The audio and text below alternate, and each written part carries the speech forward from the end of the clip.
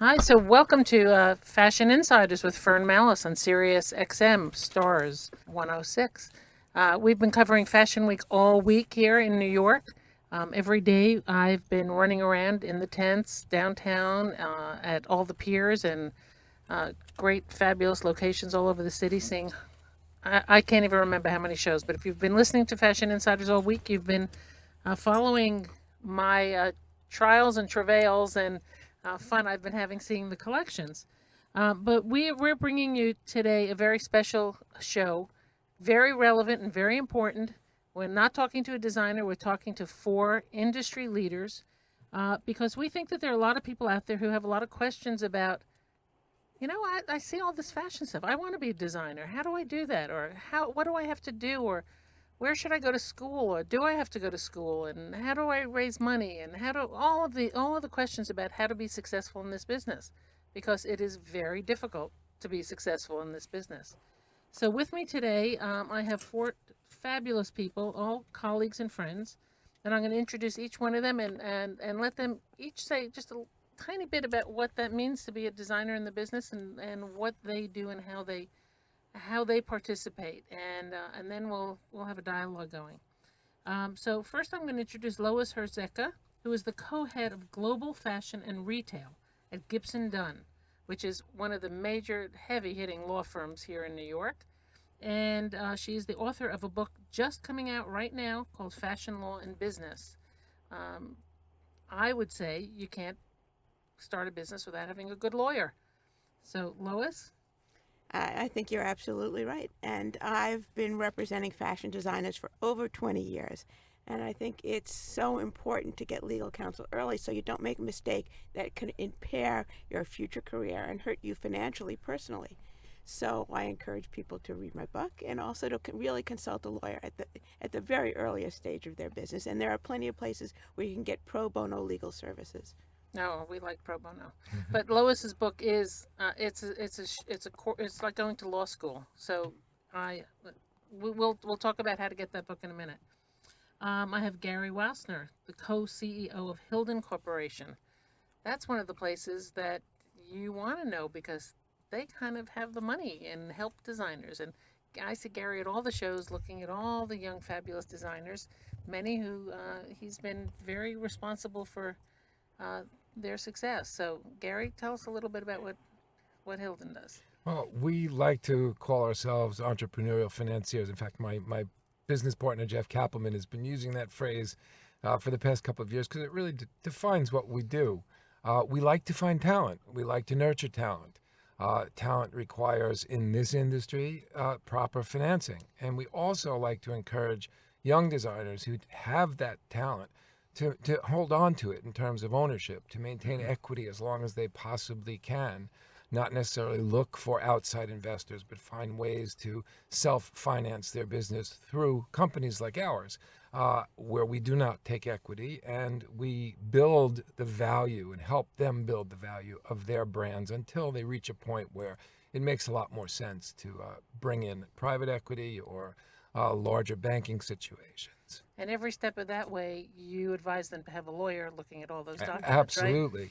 right? Trademark and IP is vital in this industry, more so than ever before. Mm-hmm. Yeah, but this industry is. There's hundreds of stories of designers who've done the wrong thing with their name. And They made a deal, Exactly. and they no longer can even call themselves that. They can't even get a reservation in a restaurant because they can't use their name anymore. Correct. We've worked with many in the past, and we know many today who are struggling through that early mistake in their career. Okay, well, Lois won't let you do that.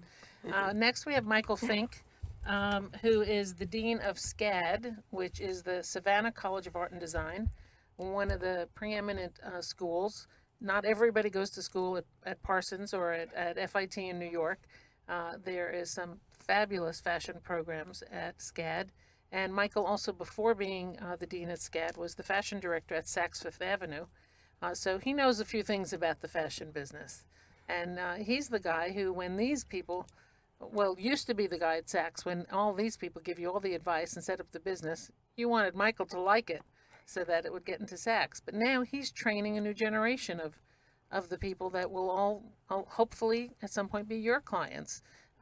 who want to be designers. Well, it's education today in fashion is a very different kind of experience. In the old days, you used to be able to go and learn how to make things and then sell them. That's not the case anymore. Yes, you have to learn the basics of making, construction, sewing, designing. That never changes. However, it's also about marketing, branding yourself, making sure that portfolio resume is top notch, so quality driven that the first day after graduation, you have not only a foot, but half your body in somebody's door. It's a very different kind of education these days. Okay, we're going to hear more about that. And on the phone joining us also is Lisa Springsteel, who is the author of a book that if you are out there and you want to be part of this business, her book says it all. She is the author of Becoming a Fashion Designer. So it's a textbook, and it has lots of information. Lisa, you want to tell us a little bit about your book? Yes, absolutely. In addition to writing the book, I spent about 20 years working in the fashion industry in New York, so I learned all the ins and outs firsthand. And I really wanted to talk about the industry from an insider's perspective. So it includes all the information and resources that any aspiring fashion designer needs to successfully build a career in this business. And I was very honored to interview not only yourself, but top designers like Manolo Blahnik and Ralph Rucci and Reem Akra, who offer really invaluable insight and advice. And I'm sure very different perspectives, all of them. Yes.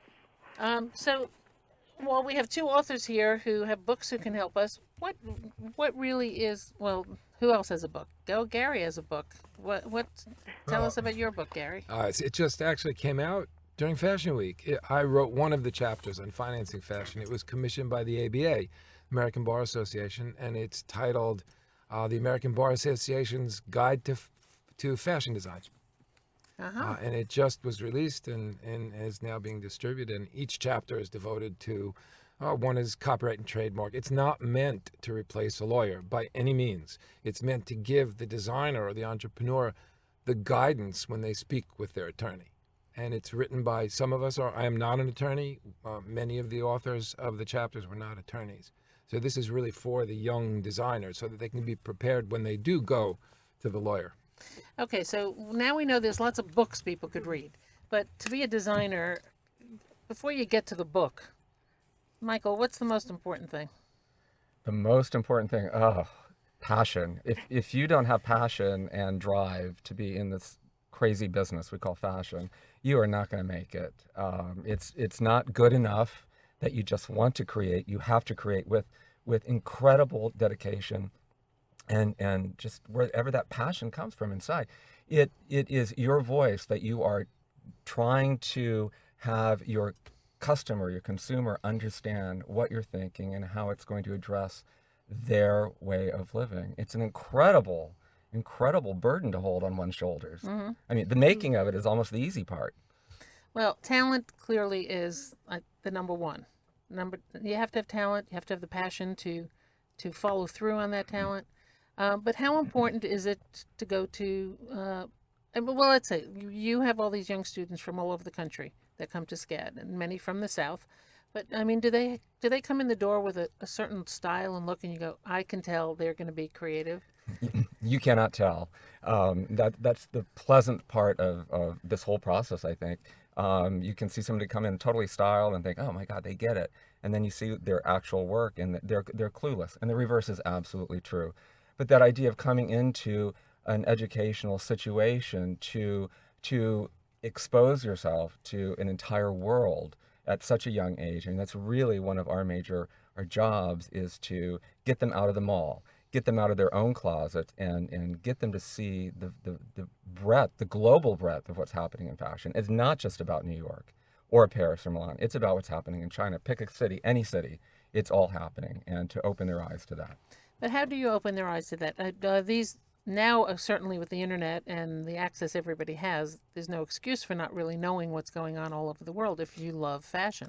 Well, that's an interesting point, because if it's not on the first 5 clicks on the internet, Google, then they don't know what it is. And part of our job is to get them off the internet and get them into the library, get them into what are called books. They're wonderful things to do research on, and really get them very curious about doing research.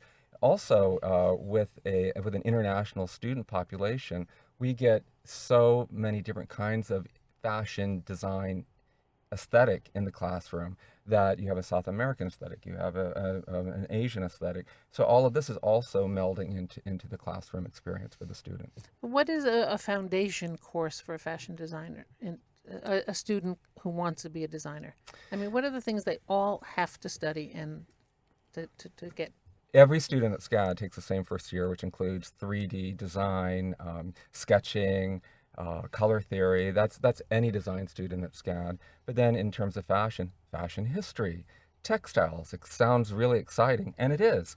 We do fashion illustration, fashion drawing, and then you get into the actual making of garments, how to use the machines. You know, it's all of that ABCs that gets you, if you want to be creative and conceptual or commercial, you're all starting at the same starting point. Lisa, what's your sense in your book of how to start a business? You want to be a designer. What do you advise them? The main thing is to have an understanding of how the business functions. So in other words, to have worked for other designers and have an understanding not just of the craft and the creative aspect, but also the business aspect of it. And then once that experience, once a person has that experience, it's really not just jumping in and starting a business, but really coming up with a business plan that includes all your financial projections. And are you going to seek funding from an angel investor, or are you self-funding, you know, that sort of thing. But really to create the business plan, which really takes you through the entire process and how you're going to actually, you know, your approach to actually creating a business. Okay. Well, Lois, I mean, at what stage do you see designers coming to you who say, help, what do I do now? Well, I try to get to designers as early as possible, and that's why I participate in a number of pro bono clinics where designers can come in and get free legal advice, because it's very important to have good advice early, particularly in two areas. Number one, setting up a legal entity so that you can have your legal entity sign contracts and you don't have to be personally liable for retail leases or for employment agreements. And the second thing is to make sure you protect your intellectual property, particularly your trademark, because that's really the essence of your brand. So the earlier I can talk to a designer, get them set on a good path, the better. Gary, when do you first interact with these designers and their businesses? We see designers who are just out of school. I mean, we go to Parsons and look at the talent that's coming out of there. I mean, what's so great about our industry is it's the perfect blend of art and commerce. So we look for the art first, and then we try to educate them on the commerce side. And we encourage designers to have business partners. And we were actually discussing that. Can't say that enough. We were discussing that before the interview today, how vital it is. And if we look at the greatest successes in our industry, there was the talent and there was the business. There's the Calvin and the Barry and the Mark and the Robert. Betsy and Chantal, and one after another. It was just, it's really essential that you have somebody to balance you when you go crazy with making 150 samples and you can't edit yourself and someone says, hey, listen, this is our budget, you know? So where do you find that business partner? I mean, if these kids are going to design schools and they're all creative and they don't hang out in the B school. Frequently it's family. You look at Nanette Lepore and her husband, Bob Savage, runs the business. Nanette is the designer. We have brothers and sisters, Philip Cranji and his sister. There are so many brands that are relatives or husband and wife. Or husband and husband. And haven't killed each other yet. And haven't killed one another. Because they're doing different, they're serving different functions in the business. They're not both designing. In most cases. Well, I think that's a critical part is and you have to find somebody that you can trust and who has your back, because that, I think, is probably the most important thing. And we've seen too many stories where that has kind of gone a little awry, but the creative process is so time consuming. It's a 24/7 job being creative. And it breaks my heart when I see designers who are trying to do it all and they just can't. No, it's impossible. It really is. You need help, you need support, you need guidance. And in order to stay grounded in this industry, which designers, as they start reaching out and as people start reaching out to them, they need to stay grounded, they need to stay focused, and they need a balance. They need a partner who can balance them. Who can say, get off that high horse. Correct. Don't believe the review you just read. And the review doesn't You know, matter. it doesn't matter. Let's get back to business and don't stay out so late at that party next time. Absolutely. How important do you all think Project Runway has been to design careers? I mean, I know that it hasn't turned out very many fabulous designers, but I think it's kind of opened eyes to a lot of very, very young people. You know, it's interesting. I happen to love the show personally, love watching it. I don't really feel that it's a platform for launching designers or brands. In fact, many of the Project Runway designers we've worked with after Project Runway have found that it's been a bit of a handicap for them.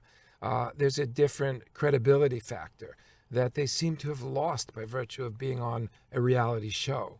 And it's hard to segue back into the industry, regardless of how talented they might be. I happen to enjoy the show. I think it teaches us all so much about what the work that goes into creating great fashion, and I think it's a wonderful show.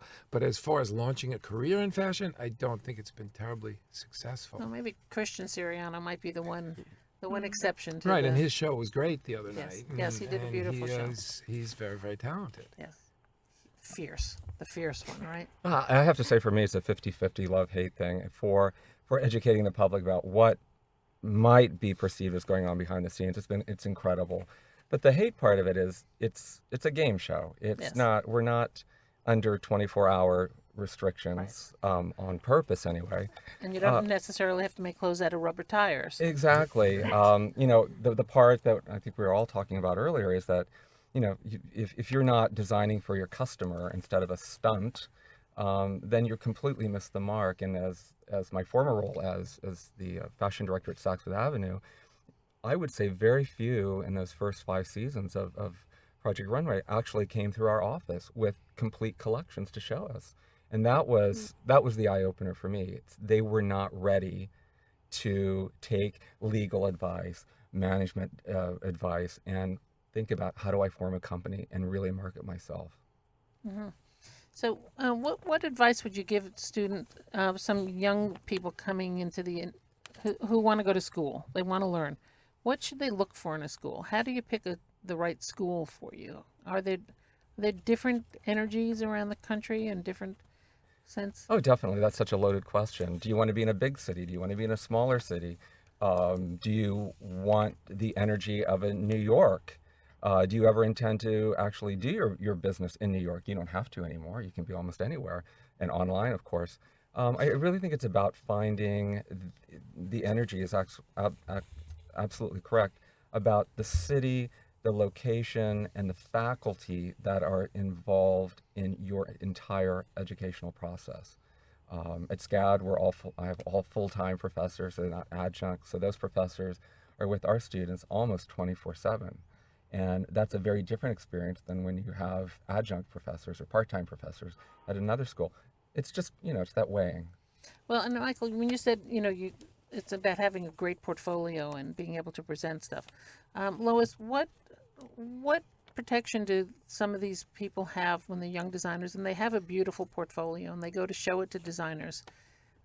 What's the risk that they might be ripped off by somebody and somebody's going to look at their things or say, leave your portfolio here, we want to discuss this, and that can happen, right? Absolutely, and you can't eliminate that risk entirely, but we counsel designers to have a form of NDA or confidentiality agreement. And before they really open up their portfolio and their passion and their story to third parties, they ought to get that confidentiality agreement or NDA signed, which will at least go some distance to protect that information. Now, it's possible that it could still be ripped off, but at least they have a contract signed and they've alerted somebody to the fact that they have contractual protections if they are ripped off. So it's a very simple form, it's easy to provide, and it makes sense to use it. But would that turn off a designer in a design department? A young person's looking for a job, is out of school, it's a portfolio, and says, please sign my NDA before I share with you my creative work? I mean, it's difficult. Yeah, you're right. It's a hard balance, and I think you have to think about the situation, and each situation has different dynamics. But if it's possible and the person is willing to sign something, it's good. If they're not, and you still want to talk to them, then you take the risk. And it does, I guess, show a serious side of somebody who's got their act together if they're coming in prepared like that. Exactly. What tips? What are some of the best ways to get in the door, though? I mean, how do you all do that? When we meet young designers and we think they're great and we think there's something really special about them and they're not yet on the radar, our network of industry people really helps. We'll email someone, contact a design director, say, hey, did you see this line? It looks fantastic. No, I'd love to. Well, let's set something up.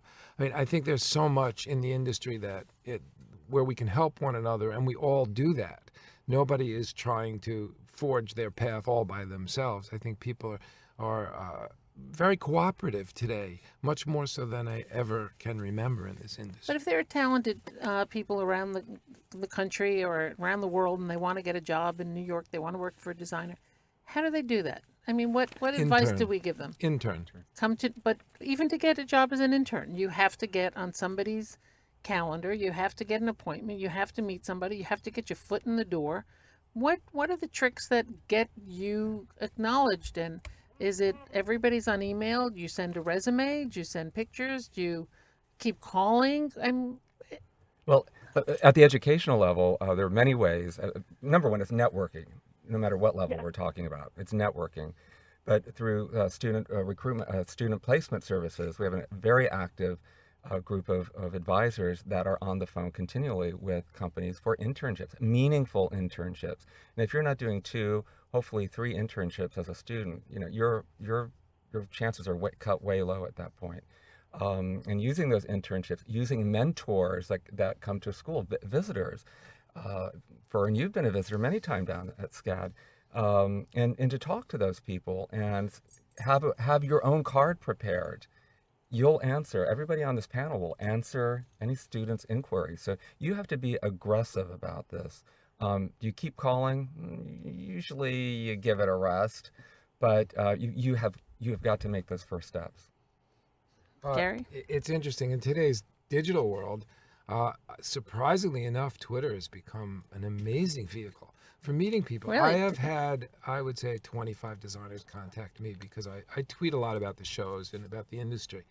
Contacting me via Twitter, sending me links to their websites. I take a look at it and I set up an appointment. And they come up and we look at the brand, we look at what they're doing. It's so easy to reach out today. And it's not anonymous. I mean, you feel very personally attached in certain situations. And if the people speak properly and they send you the proper information, I'm more than willing to meet with them, and I do. It's really amazing. Well, I'm impressed. Getting in the door through a Twitter, through a tweet. It's absolutely true. Tweet your way to success. LinkedIn is also great to make connections, and it's essential for a fashion designer to have an online portfolio. So really connecting through LinkedIn, having that visual, that website that they can go right to and see your work really is key. So you're suggesting that everybody can access your work on LinkedIn? Actually, I meant having an online portfolio, but then connecting with people at companies that you want to work for through LinkedIn, and then being able to provide them with your portfolio website, so they have that visual right there. And then what happens? Then you gotta have a face-to-face, right? You have to meet have a somebody. face-to-face, but You have to make sure there's not 2 heads on, right? Yeah, the age of lookbooks and all of that is really passing. The print version of getting in front of someone is pretty much over. And what what tips do you give people for that face-to-face interview? Everybody weigh in on that, because I have a lot of opinions on that. When we meet with a new brand, I want to know who their customer is. You're not meeting with a new brand. You're meeting a person. Okay, a person who is developing a brand, who wants to become a designer and sell to every one of the retailers in the country. We want to know who their customer is, who they envision their customer to be. If they have a clear picture of who's going to wear the product that they're making. That's the first question I always ask. And that tells me what stores they're going to be in, what price point they should be in, do they understand the markets, and so on. It's one of the first things that I ask. Well, in my series at the 92Y, many of the designers I've spoken to, when asked for advice to give to the audience for young designers, almost all of them say, get a job in retail. They all think that being in retail is critical to having some sense of, what their world is about. I mean, and that could be a summer job or an internship kind of job, but do you all agree with that? Oh, yes. Yes, definitely. There's nothing like being in the fitting room with a customer who tells you exactly what they think. And if they're telling you what they're thinking about your product specifically, you better take that information and you better work with that. Mm-hmm. Yeah. I think another great tip is dressing the part, of the brand where you're interviewing. If you're a person who's looking for a fashion design job in a company and you're interviewing at Ralph Lauren or Chanel, dress the part, and that always impresses. Well, it's probably hard to be dressing Chanel if you're looking for a job there, but we get the message. Anything you can do, if it's earrings or even the perfume. Yeah, the perfume, that works. I mean, the bottom line, though, really is product. It's really product. If you're going to be a designer, I mean, it's not what you say, it's what you show. But we mentioned earlier the importance of having a business plan. And when I meet with a designer who's interested in starting a business, it's so impressive to me if they have a well thought out, well articulated business plan covering all the major issues. Who is the management team? What is the funding? What are their costs? What are their 3-year projections?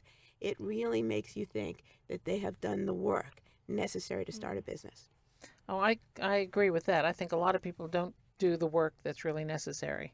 And you do need to know all of those aspects.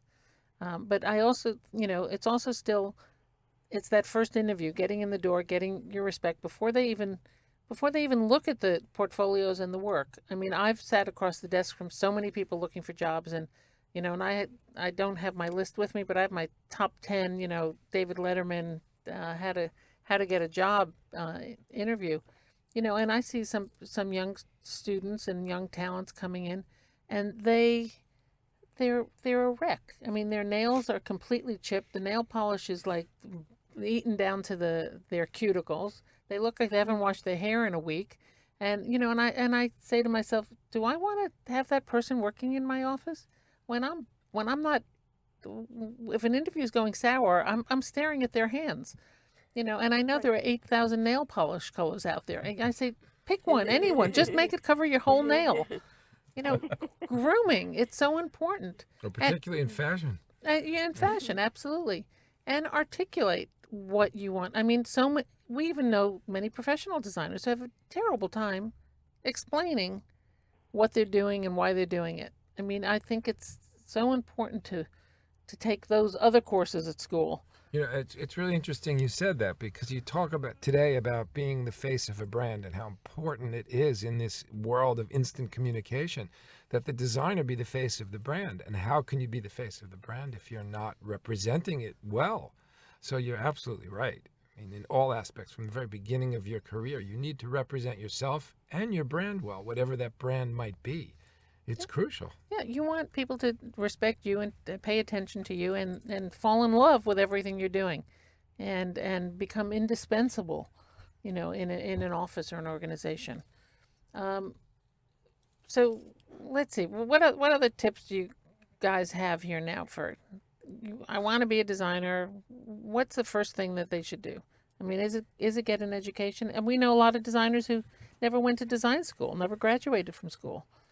Well, I think in this day and age, of course, I think the education is extremely important. The business has changed dramatically. you have to be prepared on all levels. Not as we're talking here. You have to have that business plan. You know, everybody takes business of fashion in school now. They walk out with minimal knowledge, but at least they have that Some going out the sense of door. it. Absolutely. Yeah, the education is really important because this may be the last time in your life that You have it's the for luxury of it's taking 4 years that of rigorous study, but you're also taking a broad range of other topics. It's not just fashion, it's art, it's you know, electives galore. That helps round you out not only as a designer but just a person. Very key. But is there this is going to be a crazy question, but is there an amount of money that somebody needs to know that they have at their disposal or can last them for how many years before they can be successful? I mean, lines of credit. What's all that about? There isn't a set amount of money. We've worked with designers who've started their businesses with 20,000 and started it with 20 million and ended up in the same place, or actually the 20,000 in a better place. There isn't a set amount of money. What's important and what was just mentioned is that you have a business plan and that you do a cash flow. You understand how to do a cash flow so that all of a sudden you're not going to hit the wall and not have expected that to happen. You need to have a cash flow, and you need to, if you can only do 15 samples a season, then that's all you do.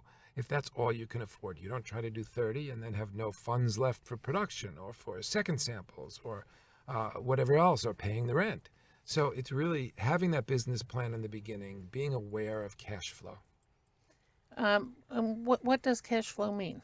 Having enough resources and revenue to continue to pay the essentials to run your business. So there is a certain number at some point. Well, you know, the thing about producing clothing is very cash intensive because you have to pay the factories before you get the receipts back from the retailers. And the fabric before the factories. Exactly. So it's front loaded. So you have to, and if your business is growing, that means you're constantly putting up more money before you get the money back from sales. So you have to have a runway. You have to know that for 6 months or 12 months or 18 months, you can fund a growing business.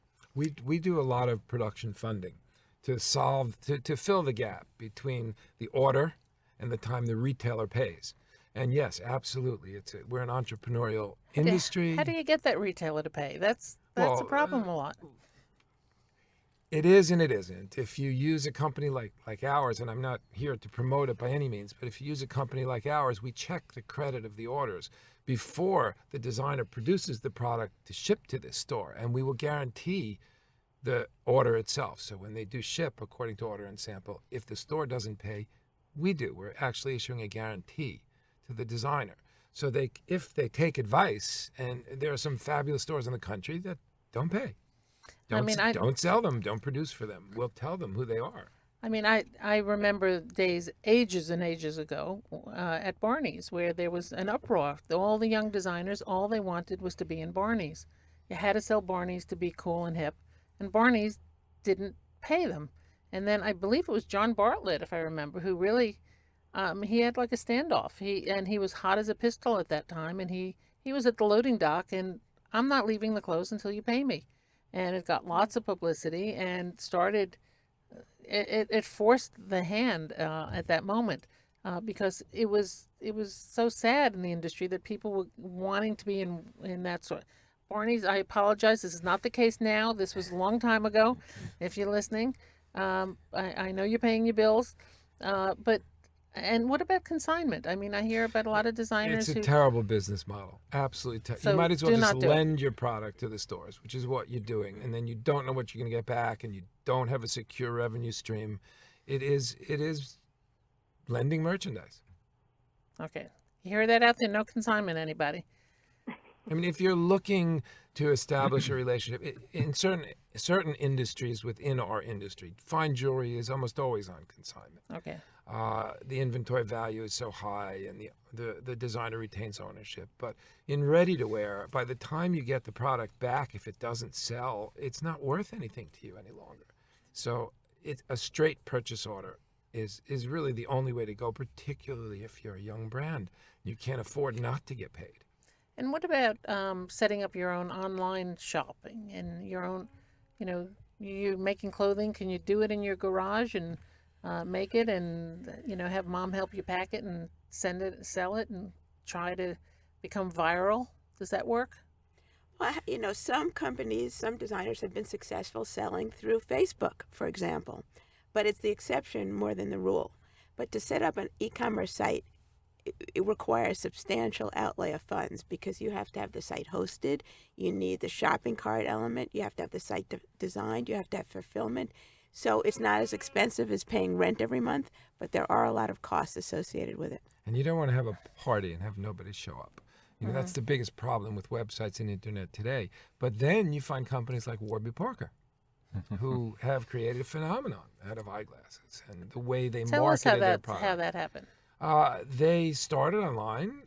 They made offers of product. You could ask them to send you 8 or 9 frames or 5 frames, whatever. They'd send it to you for free. You pick the one you want. You send it back.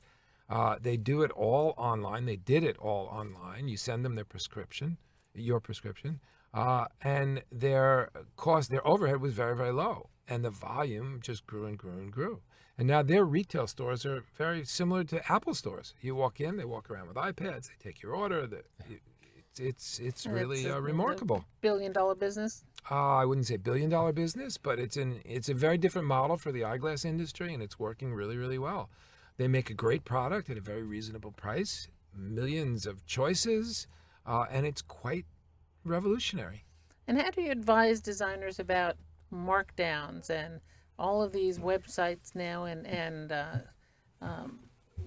flash sales that are so popular and have become so important, getting rid of inventory and merchandise that maybe is not selling? There are ways to get rid of inventory at the end of season, and you should, because in the designer market, inventory gets less and less valuable as every day goes by. Until it becomes vintage. Really, and then it becomes valuable. But you don't want to hold on to it for that long. You'll never get anywhere. There are great stores that buy closeout merchandise. There's no question about it, and they do really well with it, and it's perfect merchandise. There's Marshalls and TJ Maxx and Century 21, and they pay very well, and their credit is good, and they can help you empty your inventory racks at the end of the season. And it's essential that you don't hold on to it, not in the designer market. And what are some of the other pitfalls though that people should be looking out for? I mean, who's gonna? You're going to find your business partner. I think you need a numbers person. I mean, is the business partner also usually the financial person who really does the budgeting and the long-term planning with you? Yeah, absolutely. And you also need to do some market research, because does the world really need another X? If there are thousands of X's, what is your niche? Is there demand for it? Who is your target customer? Which is what Michael said earlier. Exactly. And I think that's really key, because I see so many people producing the same things for an already saturated market. Well, sit in the front row at Fashion Week hour after hour after hour, and you sometimes say to yourself, do we need this collection? I think we say that all the time. You turn around and go, why? And then, and then you see one that you go, oh my God, this is original. This looks like nothing else that I've seen for the last 3 days and or the last 3 years, and those are the ones that excite you. That's another part of this discussion, though. To have perseverance in this industry, the way it is constructing now so quickly, a collection every 4 months, 6 months, whatever brand, whatever level you're dealing with. You cannot be creative 24/7 on that kind of schedule. So you're going to have some really great seasons when you're out there. You're going to have some seasons that they're going to be okay, and then you might have one that's not so great.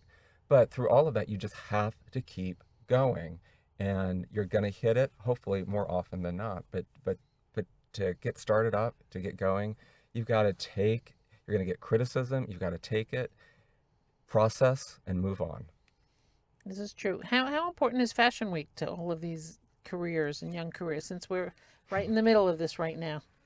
I find it extremely important from our perspective, because we get to see so many brands and to meet the designers and to Fashion Week is not this glamorous process where we all sit and gossip in the front row. Oh, sure it is. We gossip all the I time mean, we in the front row. gossip, but about the industry.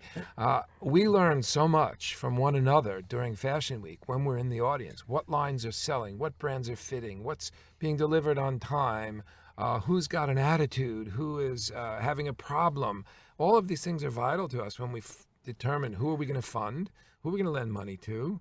Do we want to support that brand when we hear there's problems backstage, in the back of house?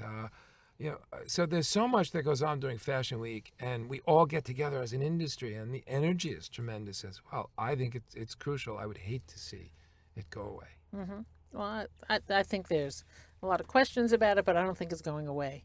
Lois, do you get to go to all your clients' shows to be there and support them? I do, of course. It's one of the great pleasures of my job as a fashion lawyer. Absolutely. Because it is important to be there and show that support. I remember when I interviewed Marc Jacobs and we went through the story of his career, there were maybe 4 or 5 bankruptcies and businesses that closed. And, one of the questions I asked him was, and did you go work with the same lawyer through all of these? And he said, yep, we're still with the same lawyer. So that's having a team that really stays with you and is there for the long haul. It's extremely important. Right, and that continuity and understanding where the designer started from and where they got through and what the issues are is very important. Having history with them. Exactly. Absolutely. I will say for students too, Fashion Week it's the pinnacle. They all want to be on that runway somewhere, somehow. And of course I tell them, save your money, wait. don't outlay the cash for a show right off. Well, many of them are there through the years as interns and as volunteers. Through 20 years of Fashion Week, we've had a lot of fashion students be there in the tents all the time, and even just picking up the programs off the seats and, helping people get to their seats and doing whatever was necessary just to see and learn and watch how the industry works. It's back to that market. That's on-site training for market research. But yeah, it is about, opening up your head, opening up your eyes, so taking it all in. I mean, you have to be a sponge. I think in any business, any of our businesses as well, the more we know about every aspect of the business, the better prepared we are for the future. And in order to be successful, you really you have to know how to do everything. You have to be aware of everything. You may not do it, but you need to know. Okay, you have to know everything. The components. I'm going to ask you a question, then go back in a little bit. Do you have to know how to sew? Yes, you need to know so your factory workers are not ripping you off and they're not taking a shortcut, and they are manufacturing to your specifications. So yes, absolutely. Do you have to be good at sewing? No, absolutely not. Absolutely not. Because we know that Donna failed draping, right? Yeah, many of our greatest designers are not good at that, but they have the vision and they know what they want executed and have a team to help them do that. But yes, you need, and if you know how to cut a pattern, even better. Cutting patterns. Yeah. And illustration and being able to draw it and get your vision out. It's an important element. I would say these days, knowing how to do a technical package of what happens with the design, how it's laid out, to the inch is more important. So that's back to, you better go to school. Go to school. Get the ABCs Yeah, down. go to school. Don't just think you can sew something together and become a successful designer. The more knowledge is power. Exactly. I think that's true. Lisa, what else what do you think is the most important chapter in your book? Well, it really depends if you're just wanting to become a designer for another company or brand, or if you want to start your own brand or label. But I would say in interviewing all the designers and the fashion industry insiders, I noticed a pattern with their answer to what advice would you give to an aspiring fashion designer, and it was very interesting.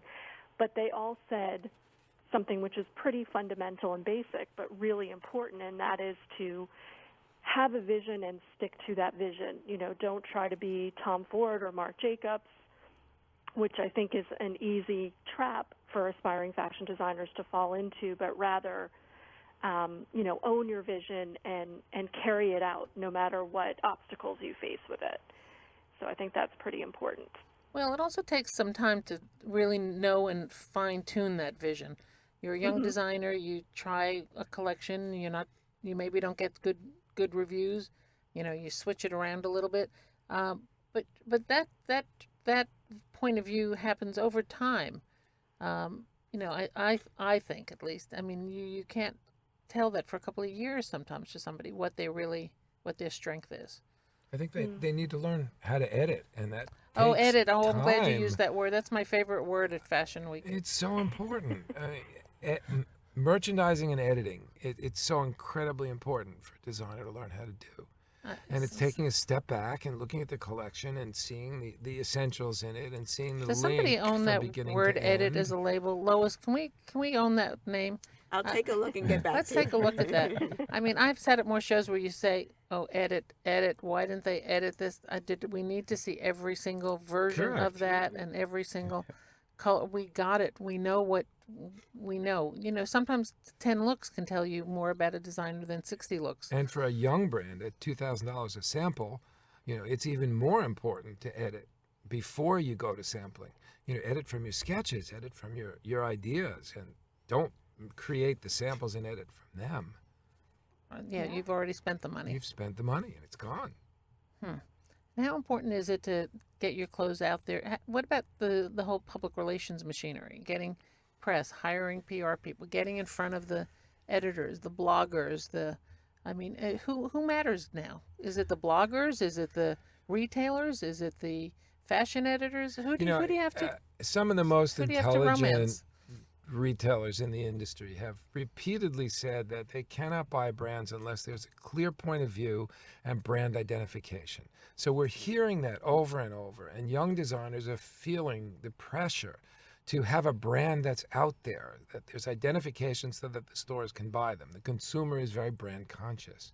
And yet, on the other side of that, we have all of this digital imprints in media showing us everything, and we should certainly be able to make our own choices as consumers. Is there too much stuff out there? I think there's just too much stuff out there, and there's nobody guiding us.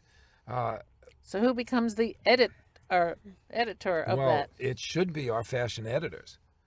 I mean, they shouldn't just be giving us commentary. They should be editing. They should be telling us. They should be making comments, like a book editor or a book critic. You know, they really are. They do critique collections. Tell us things. Give us your opinion. We may not agree, but help us edit as consumers and as industry people. Who do all of you, each of you, I'd like to hear who you read or look at review-wise or store-wise to get that edited point of view and something to substantiate and say, I agree, they're right on the money. That's their opinion matters. That works. I read Kathy Horn. I think Kathy's great. The New York Times. Yes, New York Times. Style.com is fantastic. Vogue's online website is great. But does Style.com review, or they just really post everything? They do review all the shows, and they have definitive point of views on it. And they have a couple of in-house people like Nicole Phelps who, Right, correct. that cover the shows seasonally. So I think the trick comes in. It gets a little tricky when you have every blogger out there who doesn't necessarily have the background to do it, but who's becoming a fashion critic. So I tend to rely on, the legitimate tried and true. sources. Yeah, I read Michael? Susie Menkes and Robin Gavon. Yep, those are two good ones. Susie it was the International Herald Tribune. It's now becoming the International New York Times, I think. Exactly. Tried and true critic. And then Robin for Vanity Fair and was the Washington Post. Was the Washington Post, was Huffington. And Huffington Post. I And think. now doing freelancing, but when she speaks, I listen. And she's one of I think the only fashion journalist who won a Pulitzer Prize. Exactly. So that kudos to her. Who knew, right? Who knew? Lois? So to just turn it a little bit, I like to read The Business of Fashion every day, which is a blog out of the UK, yes. because Yes, it of points course. out new developments. I'm I with read Ikram. that too. And I think it's really terrific. It's a great service to the industry. It gives people a lot of visibility who might not otherwise have it. And he culls some of the more important stories from around the world. So Exactly. he edits it for us. Exactly. Lisa, you told us. Okay, I think that we're any last words of wisdom, because we're going to need to wrap up, because we all have to get to another fashion show. We're going to Sure do. race downtown now to get to Tom Brown and see clothing that we're not sure who wears, but is extraordinarily brilliant, and is a brand that totally is making waves every minute, and spectacularly so. My words of advice would be, and I'll use Tom Brown as an example. If you have this dream, the vision, the passion, and this is something you cannot live without, Keep jump in, dive in, and Both just feet. make it happen. Absolutely. With me, it's you've got to do what you love. You must love the industry. You must have the passion. If you're not going to love it, you're not going to be able to stay in it and survive in it. You must love every up and down that you deal with and learn from every aspect of that. And there are lots of ups and downs. There are plenty. See a lawyer at the very beginning. Okay, well, I think you're right about that, Lois. And Lisa?